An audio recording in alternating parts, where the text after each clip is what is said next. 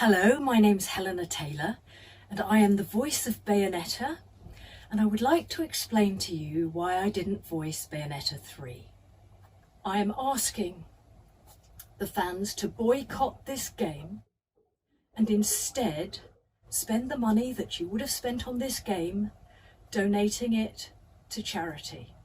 Hello my dears, Hero here, with a little quickie for ya. I'm trying something a little bit different today. This will be my first voice-only video. I will forego recording with a camera today and give you my direct thoughts on the Bayonetta 3 boycott that is currently happening. You may have seen this trending on Twitter or YouTube and are wondering, hey, what's happening? Or you know what's happening and you're like, I'm not sure if I actually want to boycott the game. Well, today I just want to talk about that. I'm going to cover myself with some gameplay footage so we can just hop right in. I can edit this video a little bit faster, get it straight to you guys, and we can talk about what the heck is going on right now with Hellena Taylor, the original voice actress for Bayonetta. I trained for a total of 7.5 years. And what did they think this was worth? What did they offer to pay me? Hellena Taylor voiced Bayonetta in the first two games, but Bayonetta 3, which is coming out on October 28th, we know that she is not reprising her role. And as of yesterday, she took to Twitter to break an NDA, take a huge risk, and tell us why she's not returning in the third game of the franchise. The final offer to do the whole game as a buyout, a flat rate, was $4,000 US. As it turns out, after negotiating back and forth with Platinum Games, and even reaching out to the director of Bayonetta himself, Hideki Kamiya, Hellena Taylor's final offer for playing Bayonetta in Bayonetta 3 was $4,000. The first thing was I was required to audition again, because sometimes voices change with time. So I auditioned for the role and obviously passed with flying colours. They then sent me an insulting offer. So I thought, you know what? I'm going to write to Hideki Kamiya. I'm going to write to him and ask him for what I'm worth. I know he read it because I got a reply. I got a reply saying that he values greatly my contribution to the game and that the fans really want me to voice it over, and the memory of first meeting me as Bayonetta is a memory I hold dear. So I thought, great, thank God. That was when they offered me $4,000 US. This is an insult to me, the amount of time that I took to work on my talent and everything that I have given to this game and to the fans.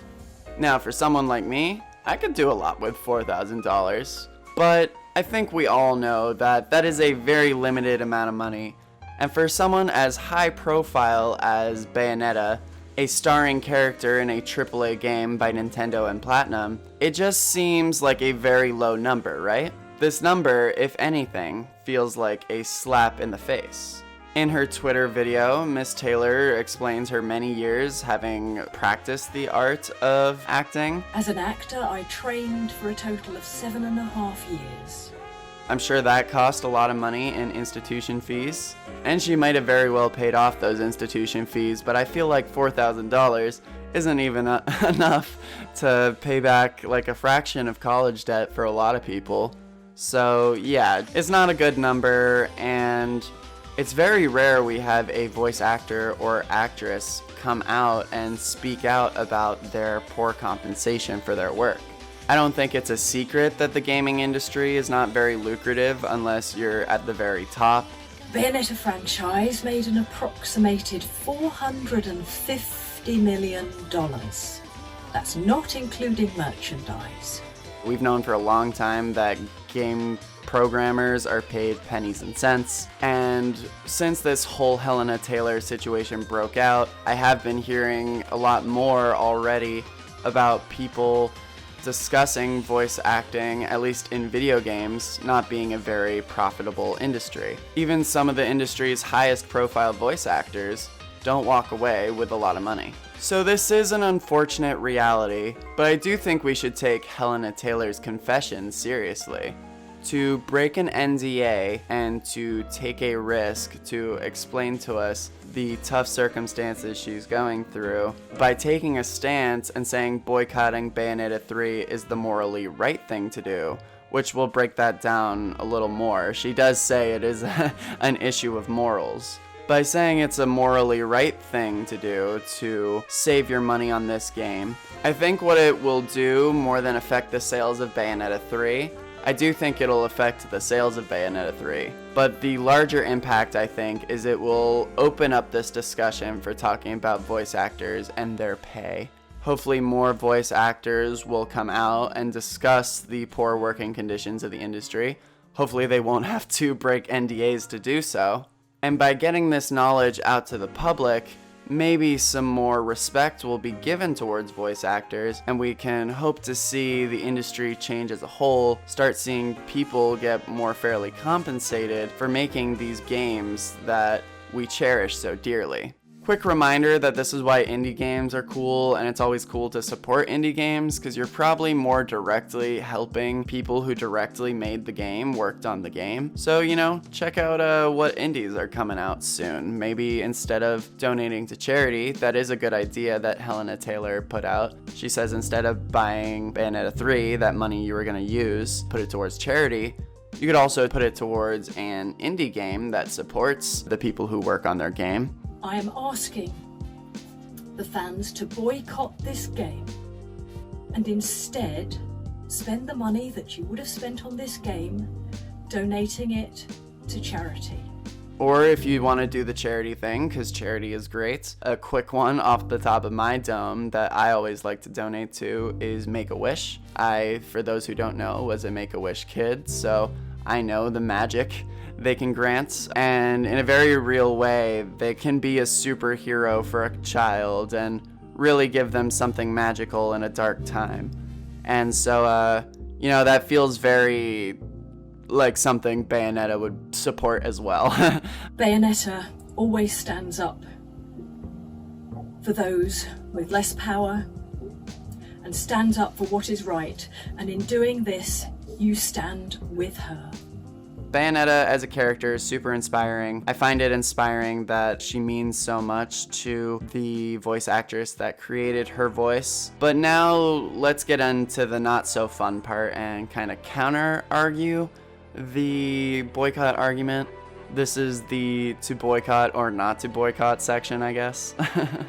So you see, there were a couple of videos that Miss Taylor posted about this NDA agreement being broken, and the one that complicated it for me was the third video, in which she says she supports actors everywhere, but she does not give the new actress her blessing for playing Bayo, and she takes the stance that Bayonetta is her voice, that the creator of a voice is like the voice of a character. They now have a new girl voicing her over. And I love actors, I wish her all the joy in the world, I wish her all the jobs, but she has no right to say she is the voice of Bayonetta. I created that voice. She has no right to sign merchandise as Bayonetta. And objectively, I just don't think that's true. There's many examples I can point to where there is a character who many voices have portrayed that character, and depending on who you ask, each person will have a different answer for which actor is the true voice of the character. In the world of video games, Sonic the Hedgehog. He's been portrayed by a couple of different actors over the years, and the different Sonic actors have brought different things to the table. People have their preferences, but at the end of the day, they're all pretty valid interpretations of the Sonic character. They're all great voices, they're all legitimate, and you have camps of people who say only one of certain Sonic voices is the voice. And then you have plenty of fans who like multiple of the voices.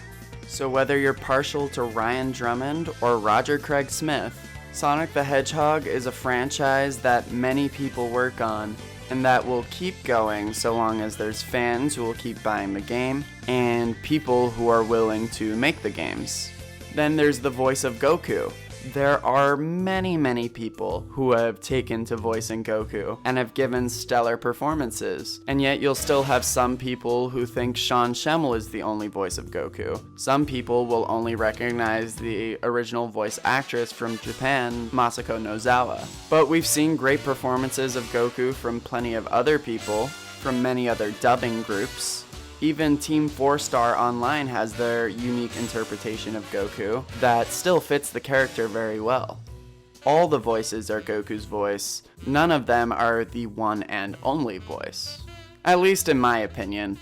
Goku will keep existing as long as people are still willing to make Dragon Ball, and people are still willing to watch Dragon Ball. And the original voice actors, let's think of it a little darker, they will not always be around. What if, God forbid, Hellena Taylor had passed away before Bayo 3? Would she really not have wanted the character to live on through another actress? Would we really, as fans, want the series to completely halt because she can't voice the character? It is sad when an actor can no longer voice a character, especially if they bring so much life and bring so much justice to a character. It stings if they were the first person to voice a character, even more so. I get that. But at the end of the day, it is a job. Miss Taylor recognizes herself that the actress taking her place is just doing a job. I love actors, I wish her all the joy in the world. I wish her all the jobs, but she has no right to say she is the voice of Bayonetta. So to not go the next logical step and give her her blessing in taking on the mantle of Bayonetta is just kind of sad to see. And I hope over time Miss Taylor does kind of lighten up on this opinion. I do get what she's getting at. She's trying to give a big ol' shame on you to Platinum Games for treating people as simple, replaceable things, not respecting her talent. And I do respect her talent. I'm not trying to say we shouldn't, but also I think it's not fair to not give this new actress a shot, who's also gone through acting schools, probably also is paid horribly by the industry. I don't think it's right to say it's her fault. And I want to loop this back. This is where it's going to get a little tough, this conversation. We're going to go into topics of depression, anxiety, as well as the TikTok kids say, sewer slide. So if you're not into those kind of discussions, you can click away now. But basically, I do want to say as well that it's a double-edged sword, I think, bringing up those things. Bring up that she does suffer from these things. She's not homeless, but has feared losing her home from poverty. Fat cats cream off the top and leave us the rotten crumbs. In England right now, there are nurses going to food banks to feed their children. This is not right. This is not acceptable. It impacts mental health. Because of it, I suffered from depression and anxiety. I worried that I was going to be on the streets. That terrified me so much that once I was suicidal. And these kind of stressors can cause people to become depressed, become anxious, or accentuate those even worse. And in a very vulnerable moment, she does reveal to us that she did suffer those things because of the precarious financial position Platinum put her in. Because they offered to pay her so little, she had to think about, okay, how do I keep myself supported? And it just negatively affected her mental health. But also, we don't know the full story. It appears that Miss Taylor had a pretty open schedule according to her. Platinum had the cheek to say that I was busy, that they couldn't make it work with Miss Taylor's schedule. Well, I had nothing but time. And so if we're to believe Miss Taylor, that means she probably wasn't working on much at the time and could have really benefited from a high-profile gig like Bayonetta 3. We don't know the full details, so unfortunately, it's hard to say, like, it's Platinum Games' fault for putting Miss Taylor on the streets. And she's basically, like, saying, like, come get me, bro, I don't got much left to take. Take the rest if you really want, which is, it is pretty sad to see. I'm not afraid of the non-disclosure agreement. I can't even afford to run a car. What are they going to do, take my clothes? Good luck to them. But to say that they're like the only reason she faced financial instability, I don't know, it just feels like there's pieces missing, right? Why did Hellena not have any other voice acting gigs? Maybe she is working for crumbs, but if she's a hustler, you know, like, and that sounds ableist, but I don't know why it would have been hard for her to find work other than Bayonetta 3. It seems like she should be more respected industry-wide. So yeah, it just feels weird to me. Feels like there's something missing. It just feels incomplete there, saying like it's only Platinum's fault that she suffered mental illness. I'm sure it was like a contributing factor to the increased anxiety she probably felt in this time. And if she did actually feel suicidal because of her basically getting this slap in the face from Platinum, who she had worked with for over a decade, I can see why that was a big part in her feeling bad, but I don't want to say it was the only reason, but also I don't want to say I don't believe her. So that's just kind of my take. She gives us only enough information to get the idea that this did make her life more complicated by this job falling through. So back to the original question of, do we boycott this game or do we wait for more details to come out? So far, the only response we've gotten on Platinum's end is from the game's director, Hideki Kamiya. And though he didn't explicitly call anyone out, just from the timing of the tweet and the context, it can be inferred that this is relating to Miss Taylor's statement. He tweeted, "Sad and deplorable about the attitude of untruth. That's what all I can tell now. By the way, beware my rules." He's pissed! So yeah, the game's director and Platinum Games probably aren't thrilled that an NDA got broken. NDA is short for non-disclosure agreement. And it seems like Kamiya himself is also currently abiding by his NDA. He says that's all he can say for now. He's probably going through the legal mumbo jumbo to be like, okay, she talked, what can I do to give my end of the story? So there's probably more to this story, though at the end of the day, what we know for fact is that Hellena Taylor, she's taking a risk to break her NDA agreement. And she says it's a matter of moral obligation to boycott this game. She brings up the story of Lazarus, and Lazarus was a poor beggar with sores all over his body, and he lived outside the house of a rich man who banqueted and feasted every day and wore purple. Lazarus even hoped for even a scrap off the rich man's table, which he never gave Lazarus. Only the dogs pitied him and licked his sores. Lazarus died, and the angels took him straight up to heaven, to the bosom of Abraham. Meanwhile, the rich man went to hell and suffered torment, and in his torment he cried out to Abraham, "Abraham, please save me, take me up to heaven." To which Abraham said, "You had your joy in life. Now this is set for eternity." So he said, "Please tell my brothers who are living like I was, send them a messenger so they can repent." To which Abraham said, "We've sent you Moses and the prophets." "Oh, but if you send Lazarus, if a man comes back from the dead, they will listen to him." To which Abraham replied, "If you did not listen to Moses and the prophets, it's unlikely that you'll listen to a man who's risen from the dead." It's pretty cryptic. It's pretty like, whoa, that she's invoking the Bible. She brings the story of Lazarus to basically paint the picture that the people with money, they will keep taking from the poor and will kind of just keep celebrating the people with money. Even sending a man back from the dead, Lazarus in this case, is not enough for people to basically snap out of it. Yeah, it's pretty sad. Basically, it's a little bit admitting defeat, right? She knows that a lot of people will not boycott this game. I understand that boycotting this game is a personal choice, and there are those that won't, and that's fine.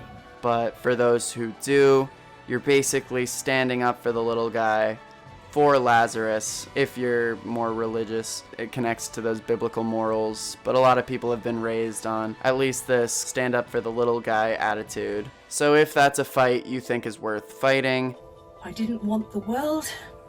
I didn't ask for too much. I was just asking for a decent, dignified living wage. What they did was legal, but it was immoral. I understand that boycotting this game is a personal choice, and there are those that won't, and that's fine. But if you're someone who cares about people, who cares about the world around you, who cares about who gets hurt with these financial decisions, then I urge you to boycott this game. Then I would agree. Boycotting this game is the right decision. I myself will wait for it to go on sale and buy it secondhand. But if you're really itching to buy this game, and I get it, because this is one of my most anticipated game of the year. She looks great. You look amazing, Queen. Oh, three gun, because it's the third one. Yes. Bayonetta, you look so good, Queen. Get him. Yes. Oh my. Hell yeah. I hope they make her TikTok dance in this one. The fact that I won't be getting it day one does make me, oh, it hurts, but I gotta do it. I gotta support the little guy. Myself, it just seems like the right thing to do. Especially with someone with, even if my platform is as small as this one, I myself say, yes, the boycott is good. I will be participating in the boycott, but you are not a bad person if you really, really have to have Bayonetta 3. If you got your pre-order in and you're like, I just can't cancel it, I need this. The last game came out in 2014, a long time ago. It's been a while. This is a long anticipated game. And it's coming out right around spoopy season, the perfect time to be playing a game like this. But if you have the willpower and want to donate to a charity or buy an indie game instead, I stand with Hellena Taylor and say do that. And with that, that'll about do it for me. If you want to keep supporting the little guy, go ahead and give this video a like. If you subscribe too, that would be pretty rad. It really does help. Thank you so much for watching. And until next time, stay super.